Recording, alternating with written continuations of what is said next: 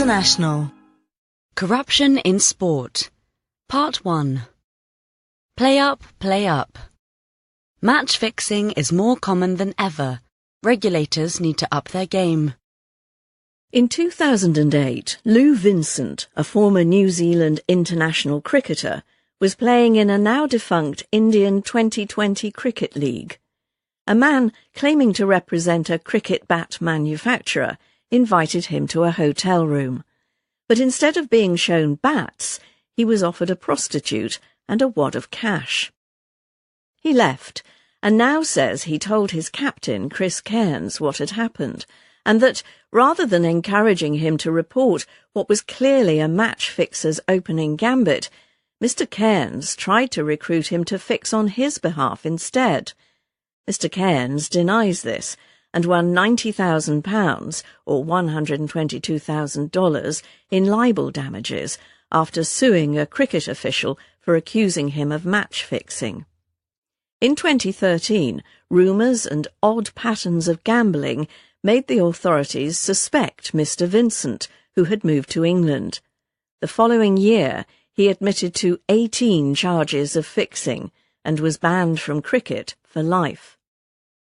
What makes Mr. Vincent's story unusual is that he was caught. Those responsible for tackling match fixing believe it is more prevalent than ever, yet it mostly remains undiscovered.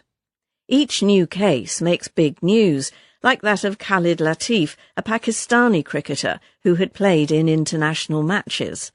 On September 20th, the Pakistani Cricket Board banned him from the game for 5 years for spot fixing, taking money to play to order for part of a match rather than determine the overall outcome, after an investigation into corruption in a national league. In a recent survey of more than 600 European athletes in 13 sports by Vasilis Barkoukis of Aristotle University in Thessaloniki, a third said they believed they had played in fixed matches. A fifth said they were aware of a fixed match involving their team in the previous year. Sportradar, a firm that uses statistical techniques to spot dodgy bets, identified 1,006 contests that it thinks were probably manipulated during 2015 and 2016, and 451 in the first 8 months of 2017, the highest rate since it began tracking sports betting in 2008. Its database has also grown. About 4 matches in 1,000 raise red flags in Sportradar's system, but around 1 in 100 are probably fixed, says Ian Smith, the first Integrity Commissioner for eSports, competitive video gaming. Regulators are slowly turning to analyses of betting patterns as evidence. Sportradar's reports have been used successfully in just 24 prosecutions since 2013. But 13 sports have signed up in recent years to receive its reports. In a landmark case last year, the Albanian football champions KS Skenderberg were banned from the Champions League based solely on Sportradar's betting analyses. The growth in match fixing has been fueled by the vast amount wagered on sport, around $2 trillion a year, according to the International Centre for Sport Security, or ICSS, a think tank. It estimates that criminal groups launder $140 billion by match fixing and illegal betting each year. Corruption is most common at the second-tier level, in small football leagues, domestic cricket tournaments and so on. This is the sweet spot where enough money is staked for corruptors to clean up, and players earn little enough to be easily tempted. In tennis, for example, only the top 160 men and 150 women make enough in prize money to cover their costs. The whole sport is structured in a way that begs corruption. There are too many tournaments and too many players, says Mr. Smith. The problem is so notorious that tennis players are routinely accused on social media of throwing matches. Players are recruited by fixers in a manner that Ronnie Flanagan, the chairman of the International Cricket Council's Anti-Corruption Unit, describes as grooming. Unchimunya Mwitwa, a Zambian footballer who was signed to a Finnish club in 2007 and found guilty of fixing in 2011, said that men who he thought were football agents befriended him, gave him gifts, and only later threatened violence if he did not fix for them. Another device is the honey trap, a woman paid to strike up an acquaintance with a player and introduce him to fixers, or even to have an affair with him, meaning photographs can be taken and used as blackmail if he rebuffs them. Even in team sports, fixers usually need to enlist just a single athlete. Betting activity is centred on a few outcomes. In football, for example, 95% of the total staked goes on the match result, the margin of victory, and the number of goals. A fixer who knows that a player will be sent off, and approximately when, can use this knowledge to predict the way odds will move. Placing bets both before and after makes it possible to lock in a profit. Players can manipulate betting markets in other ways. A bowler might agree to bowl no balls at a particular point in a cricket match, or a tennis player to lose a particular game. Such things often happen by chance, making them easy to conceal and allowing players to rationalise their actions as victimless crimes, rather than frauds against fans, punters, and their unsuspecting teammates. A one-off fix of a single game within a tennis match can be virtually impossible to spot, says Mark Harrison of the Tennis Integrity Unit, or TIU, the sports anti-corruption body. But a player who has started fixing can be blackmailed to continue, and suspicious patterns may emerge.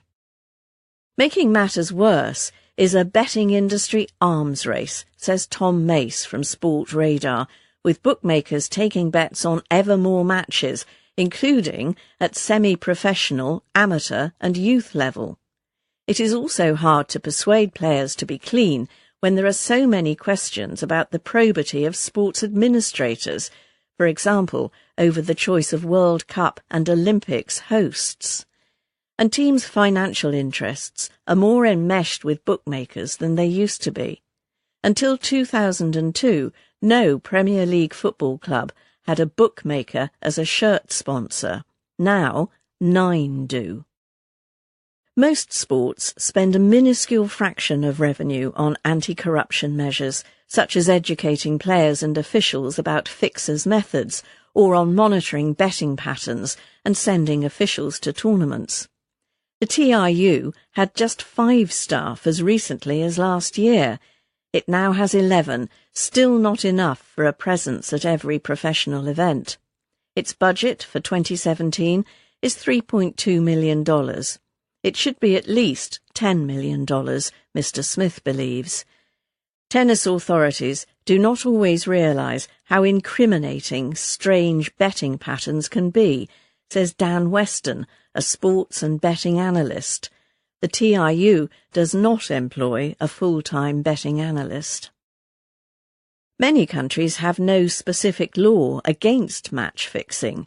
In 2012, 3 Swiss footballers were acquitted largely because a national law against sporting fraud had yet to be passed. At worst, a perpetrator will be fined a few $1,000s or occasionally sent to prison for a few months.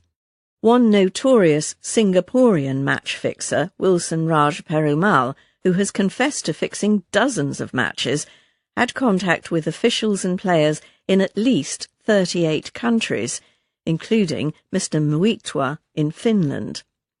He was convicted several times, apparently without much deterrent effect. A proposed convention on the manipulation of sports competitions would set anti-fixing standards across the 47 members of the Council of Europe. But it risks being blocked by just one, Malta, which worries about the impact on its remote gambling industry. Worldwide, only about 15% of sports betting is legal, says the ICSS. It is illegal in most American states and in many Asian countries, including China, except for a state monopoly, and India, except for on horse racing.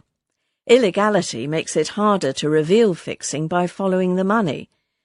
If you create a black market, you make everything twice as hard: monitoring, regulating, licensing, customer protection, says Alex Inglot from Sport Radar. Growing interest in women's cricket and football will result in more match fixing, warns Mr Barkoukis.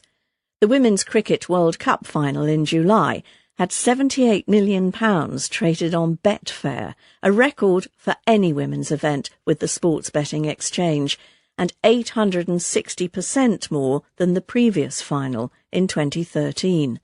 More televised games and few players earning big sums will make women cricketers a target, says Claire Connor, the director of England Women's Cricket. Regulators will need to up their game.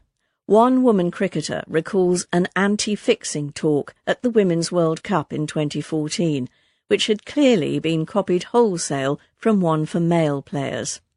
He warned us that attractive men might approach us in the hotel bar and ask for a drink, with the aim of trying to inveigle an invitation to a player's bedroom, she says. If that happened, we were supposed to excuse ourselves, go to the toilet, look in the mirror and ask ourselves, am I really that good looking? No fixer would have such a poor grasp of human nature.